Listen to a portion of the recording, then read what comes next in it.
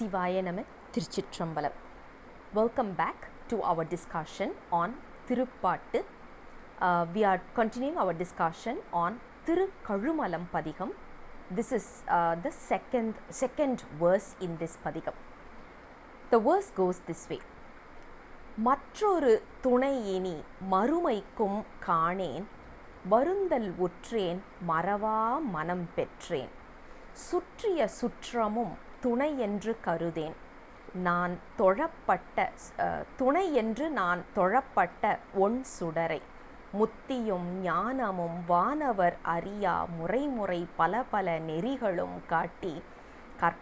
karpitha kadavulai adiyaen kazhumala valanagar kandu kondene. This particular verse gives us a very strong lesson that we should be acquiring. In today's world, what we are trying to do is, when someone says, if you are struggling with this particular issue, go and worship this god, go and worship that particular temple, do this puja, perform that puja, whatever.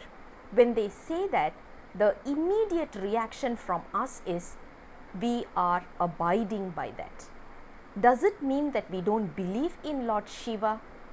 Indeed, not really. We may be believing, but not 100% surrendered to Him. So, we are not confident that Lord Shiva can solve our problems. So, we are moving on with the other deities as well, which is not the right thing. And that is what Nambi Arurar is emphasizing in the very first statement itself, very first line itself. He says, not only in this birth, even in my next birth, I know very clearly that I don't have anyone other than you who is going to guide me, who is going to be there to support me, who is there to make sure that I'm all okay. So he is very, very confident in the first statement to say, I don't want anyone else. And in the second statement he says, and I have even realized the truth that my family members are also not going to be there with me. They are also not going to be my support. They are also not going to be with me forever. But I know who is going to be with me forever is Lord Shiva. The Lord Shiva in the form of a fire, in the form of Annamalayar, in the form of Siva Kolundesar, in the form of bright light. Why do we talk about light and fire over here is because that is capable of burning away our darkness, burning away our ignorance and giving us brightness in our life. So, our relatives, our kith and kin, our friends and foes and whoever we are calling it, none of them is going to be with us forever, but who's going to be with us is Lord Shiva. And that clarity is needed for a soul to elevate itself to the next level.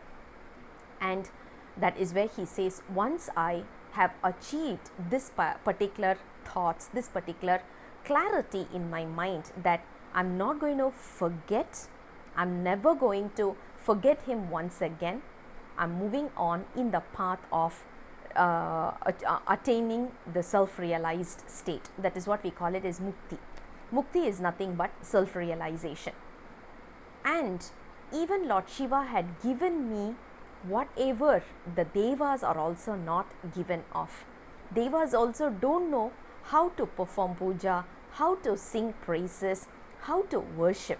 But Lord Shiva had given me the clarity and I am singing praises of Lord Shiva. I am praying to him in the manner that he wants me to start worshipping.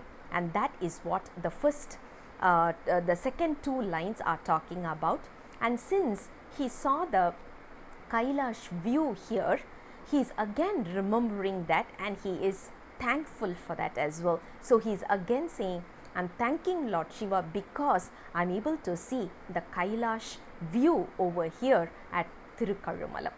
That is what the second verse is all about. I'll come back again with the next verse very soon. Until then, Sivaya Nama Thirukazhumalam.